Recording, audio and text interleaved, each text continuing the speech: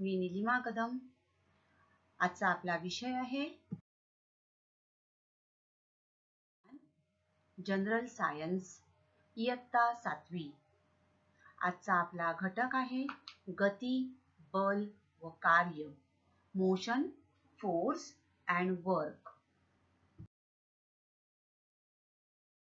पाठातून प्राप्त करण्याच्या अध्ययन निष्पत्ती, अंतराचे मापन व गतीची सापेक्षता या संकल्पनांचा दैनंदिन जीवनात कशा प्रकारे वापर केला जातो हे समजू शकणार आहात आणि त्याचा वापर तुम्ही करणार आहात. अंतर, विस्थापन व वेग या संकल्पना स्पष्ट होणार आहेत. डिस्टन्स, डिस्प्लेसमेंट आणि वेलोसिटी या संकल्पना ज्या आहेत या तुमच्या स्पष्ट होणार.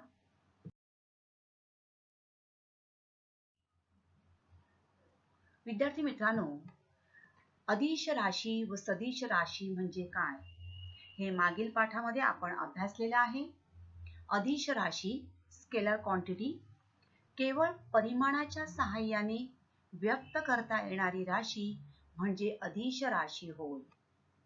उदाहरणार्थ लांबी, रुंदी, तापमान, क्षेत्रफळ यासाठी केवळ परिमाणाची आवश्यकता असते. 5 मीटर किंवा 36 अंश Celsius.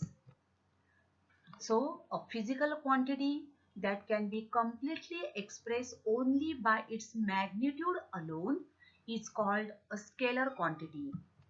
For example, length, breadth, temperature, area, mass, etc. आणि सदिश राशी, the quantity that is expressed completely only when magnitude and direction both are given, that is called a vector quantity. For example, displacement or velocity, weight. या ठिकाणी आपल्याला परिमाण व दिशा या दोघांची आवश्यकता असते. किती किलोमीटर आणि कोणत्या दिशेने ती कार किंवा ती गाडी जात आहे हे अत्यंत महत्त्वाचं असतं. म्हणजेच परिमाण व दिशा, that is magnitude and direction both are required. It is called as vector quantity.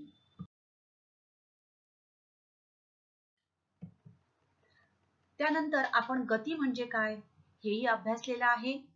इयत्ता 6वी मध्ये आपण बघितलेलं आहे. तर वस्तूचे ठराविक वेळेत एका ठिकाणापासून दुसऱ्या ठिकाणी स्थलांतर होणे म्हणजेच गती होय. एका ठिकाणाहून या ठिकाणी बघा, पृथ्वी सूर्याभोवती फिरते म्हणजे पृथ्वीचं परिभ्रमण. तसंच पृथ्वी स्वतः भोवती फिरते, पृथ्वीचं परिवलन. तर या ठिकाणी एका ठिकाणापासून दुसऱ्या ठिकाणी स्थलांतर होणे म्हणजे गती होय. तर पृथ्वीचे परिभ्रमण, पृथ्वीचे परिवलन ही गतीची उदाहरणे होत. या ठिकाणी तुम्ही बघत आहात चेंडू पुढे जात आहे. मग चेंडू का बरे पुढे जातो? थोडा विचार करा. चेंडू आपोआप पुढे जाईल का? नाही. So a force is a push. त्या चेंडूला एक प्रकारचं बल लावावं लागत आहे. Force is required, then only that ball can be move forward. So a force is a push or pull that can cause an object to move, stop or change the speed or direction. Now this boy is moving this ball or giving the direction the straight way. So the ball is moving in the straight direction. So here he is applying a push and that's why that ball is moving. Now if we want to stop this ball, again we have to apply force. Similarly, if you want to change the speed or direction of that ball, then also the force is required.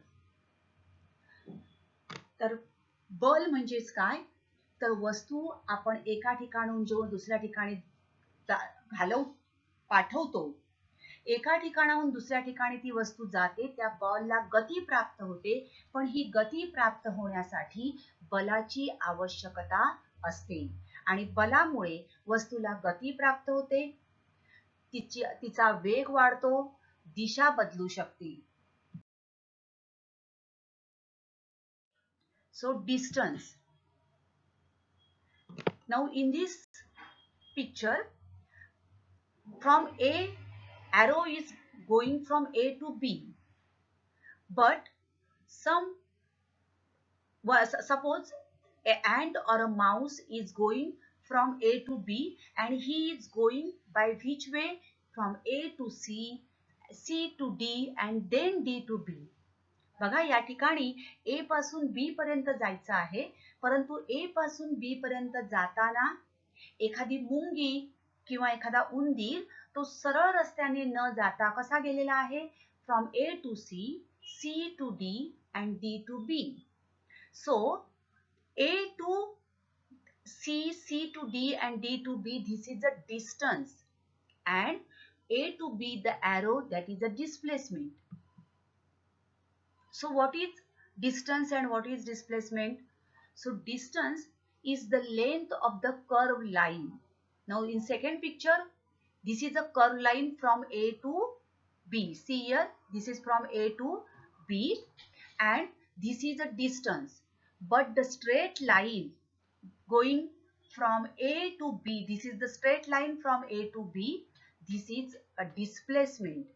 So straight line between A and B is displacement, and the curved line from A to B, it is a distance.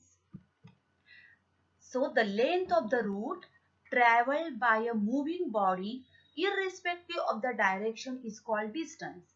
आता या ठिकाणी पहिल्या चित्रात मी सांगितल्याप्रमाणे उंदीर A पासून B पर्यंत जाण्यासाठी त्याने कोणत्याही दिशेला तो वळलेला आहे बघा. पहिले पुढे वरती गेला, नंतर परत तो खाली आला, परत वरती गेला.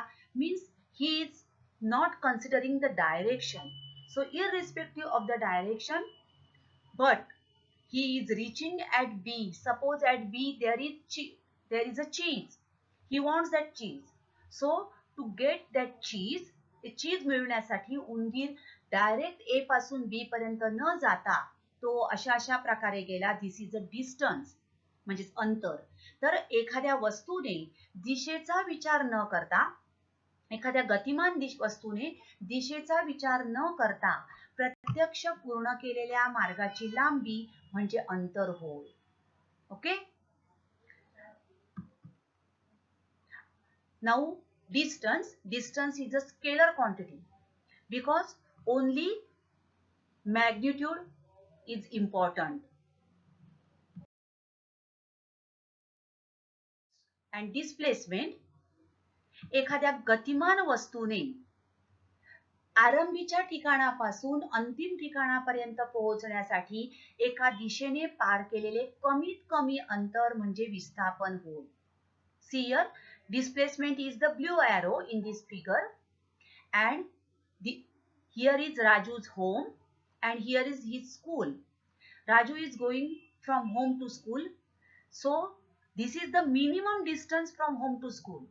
But while going to school, he is going to his friend's house, then another friend's house, and in this way they are coming to school. So this is the distance he has traveled. But actual minimum distance from home to school is a blue line. So the minimum distance traveled by a moving body in one direction, and it is in one direction only. See here in blue arrow, there is no change in the direction. It is in one direction from original point to the final point, and it is called displacement. तर एखाद्या गतिमान वस्तूने आरंभीच्या ठिकाणापासून अंतिम ठिकाणापर्यंत पोहोचण्यासाठी एका दिशेने पार केलेले कमीत कमी अंतर म्हणजे विस्थापन होय. बघा या ठिकाणी हा चीजचा तुकडा आहे, उंदराला हे चीज खायचं आहे, परंतु हा सरळ रस्ता आहे.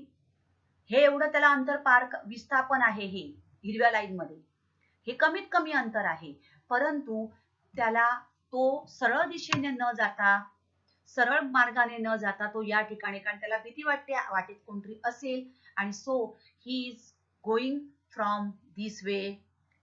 So this is the distance, and the green line, straight green line is the displacement. Now see here in this figure, here is the school and these two children are going to school.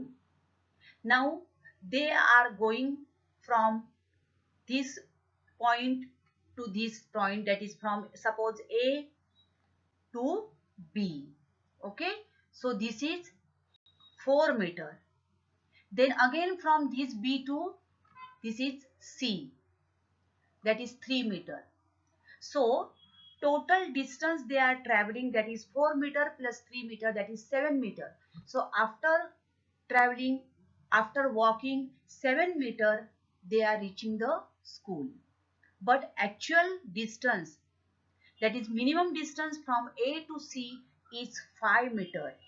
So 5 meter is the displacement and distance is 7 meter. So distance, the length of the route actually traversed by a moving body irrespective of the direction, and displacement is the minimum distance traversed by a moving body in one direction from original point to the final point.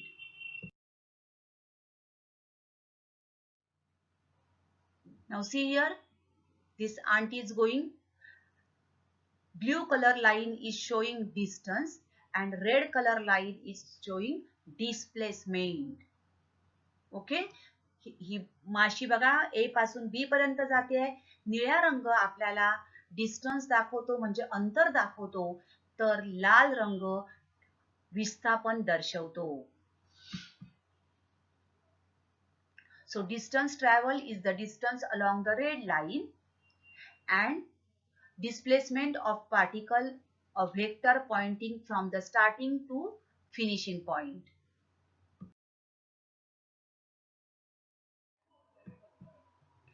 आता विस्थापन, displacement, in displacement both distance and direction are taken into consideration or taken into account, and therefore displacement is a vector quantity.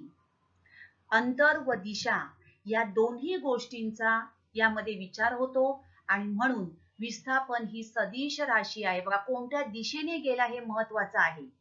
किती अंतर, minimum distance and direction both are taken into account, and therefore it is a vector quantity.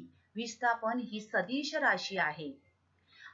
अंतर आणि विस्थापन या दोन्ही राशींचे SI मापन पद्धतीतील एकक मीटर आहे. Now a vector quantity means it has a direction and a magnitude, and therefore displacement is a vector quantity. Why displacement is a vector quantity? Because in displacement both distance and direction are taken into account. आज आपण अंतर आणि विस्थापन म्हणजे काय हे बघितलेलं आहे.